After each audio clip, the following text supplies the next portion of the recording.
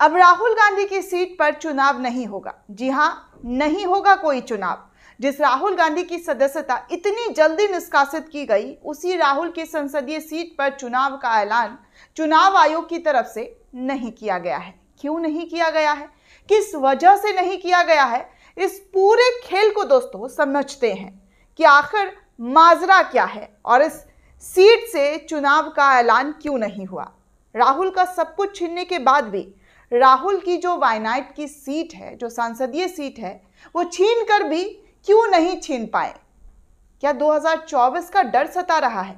जिस तरीके से संसदीय सदस्यता राहुल गांधी की गई, ठीक उसके बाद कर्नाटक का ओपिनियन पोल आप सबके सामने है। कैसे कांग्रेस कर्नाटक में जीतती हुई साफ तौर पर दिखाई दे रही है। जनता का जो ओपिनियन है, जनता का जो राय है, वो चैनल्स के जरिए, सर्वे के जरिए दिखाया जा रहा है।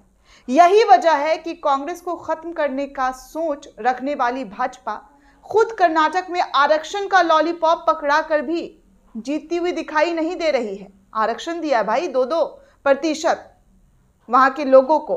कहीं ना कहीं भाजपा की तरफ से जो स्टेप लिया गया था राहुल को खत्म करने का, कांग्रेस को खत्म करने का, उल्टा भाजपा पर ही बैकफायर करता हुआ नजर आ रहा है। सोचने वाली बात है ये दोस्तों कि राहुल का कोर्ट ना जाकर जेल जाने का फैसला भाजपा को अंदर तक हिलाकर रखने वाला है। अगर ऐसा सच में होता है, अगर राहुल गांधी जेल जाने का ही मात्र एक विकल्प सोचते हैं, चुनते हैं, तो वो देश में एक नई राजनीति जो है वो दिखाई देगी। किस तरीके से नई राजनीति का जो रुझान है वो नजर आएगा। राहुल गांधी भले ही चुनाव ना लड़े, जेल चले जाए, लेकिन डूबती हुई कांग्रेस को एक बड़ा मौका, एक बड़ा जैकपॉट हाथ मिल जाएगा। जनता का सीधा जुड़ाव कांग्रेस को लेकर कर्नाटक में आप साफ देख सकते हैं। यही वजह है कि भाजपा की तरफ से बार बार पिन किया जा रहा है कि कांग्रेस अपने प्रवक्ताओं के लिए कोर्ट चली जाती है। पवन खेड़ा याद होगा, जिन पर केस हुआ था मानहानि को लेकर, मोदी जी के खिलाफ जो आपत्तिजनक टिप्पणी को लेकर, उसके लिए कांग्रेस फौरन सुप्रीम कोर्ट का रुख कर लेती है। लेकिन अपने सबसे बड़े नेता, सबसे मुख्य चेहरे के लिए कोर्ट जाने का कोई विचार अब तक कांग्रेस की तरफ से नहीं की गई है। यही वजह है कि बार बार भाजपा कोर्ट का दरवाजा खटखटाने की सलाह राहुल गांधी को देती हुई नजर आ रही है। भाजपा भी कहीं ना कहीं जानती है कि जिस केस में राहुल गांधी को इतनी लंबी सजा दी गई है, वो सजा ऊपरी अदालत में कहीं ना टिकने वाली है, कहीं ना कहीं वो खारिज हो जाएगी।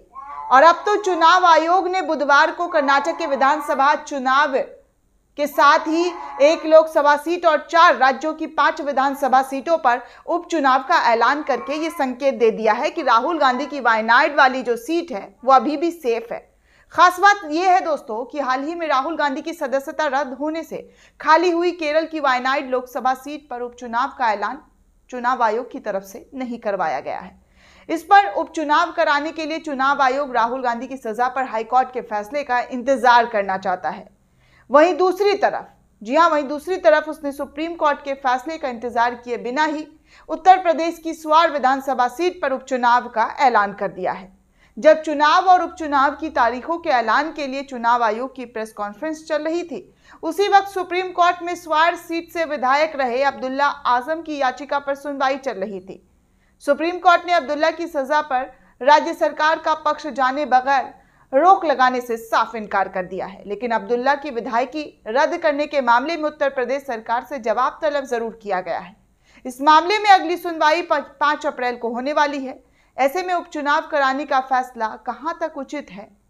जब चुनाव आयोग राहुल गांधी के लिए 6 महीने इंतजार कर सकता है, तो अब्दुल्ला आजम के लिए वो 5 महीने इंतजार क्यों नहीं कर सकता है? ये बड़ा सवाल है। केरल की वायनाड सीट पर उपचुनाव कराए जाने के बारे में पूछे गए सवाल पर मुख्य चुनाव आयुक्त राजीव कुमार ने कहा कि खाली हुई सीट पर उपचुनाव कराने के लिए 6 महीने का वक्त होता है। लेकिन वहीं अब्दुल्ला आजम के लिए 6 महीने तो दूर की बात है, चुनाव आयोग ने उस सीट पर चुनाव कराने की घोषणा कर दी है। महीने भर का जो 6 महीने का जो राहुल गांधी को लेकर दलीलें दी जा रही है कि 6 महीने का वक्त है, इसलिए उस सीट पर चुनाव नहीं करवा रहे हैं। ट्रायल कोर्ट ने राहुल गांधी को 30 दिन का वक्त दिया है ताकि वो ऊपरी अदालत में अपनी अपील दायर कर सके। इसलिए अभी चुनाव आयोग की तरफ से कहा गया कि हम इंतजार करेंगे। राहुल को 23 मार्च को सूरत की अदालत ने मानहानि के मामले में 2 साल की सजा सुनाई थी। लोकसभा सचिवालय ने 24 मार्च को राहुल गांधी की लोकसभा सदस्य रद्द करते हुए केरल की वायनाड लोकसभा सीट खाली होने की सूचना चुनाव आयोग को भेज दी। अब इस सीट पर उपचुनाव कराने की जिम्मेदारी चुनाव आयोग की है, लेकिन इस जिम्मेदारी को अभी लेने से चुनाव आयोग लगता है नजर नहीं आ रहे हैं। चुनाव आयोग एक जैसे मामले में दोहरा रवैया अपना रहे हैं, ऐसे तमाम सवाल चुनाव आयोग पर उठ रहे हैं। वायनाड लोकसभा सीट पर वो इंतजार करना चाहते हैं, जबकि 4 सीटों पर उसे चुनाव कराने की बहुत जल्दबाजी है। एक सीट अब्दुल्ला आजम की विधायकी रद्द किए जाने की वजह से खाली हुई है और 13 फरवरी को 15 साल पुराने मामले में 2 साल की सजा दी गई थी। अब्दुल्ला आजम को 15 फरवरी को उत्तर प्रदेश विधानसभा सचिवालय ने उनकी सदस्यता रद्द करने की अधिसूचना जारी कर दी थी।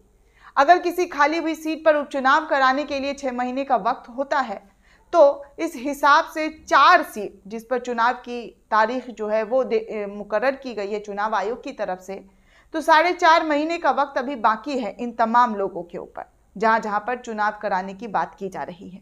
सुप्रीम कोर्ट में अब्दुल्ला आजम की विधायकी रद्द करने के मामले में अभी भी सुनवाई चल रही है। कोर्ट में इस पूरे मामले पर जो है तारीख दी गई है, लेकिन ऐसे में ये सवाल उठता है कि राहुल गांधी की सीट पर चुनाव ना कराना और अब्दुल्ला आजम की सीट पर चुनाव कराना, ये कितना न्याय है और कितना अन्याय है। इस पर आप अपनी क्या राय देते हैं दोस्तों, हमें कमेंट करके ज़रूर बताइएगा। साथ ही साथ चैनल को सब्सक्राइब करना बिल्कुल भी ना भूलें।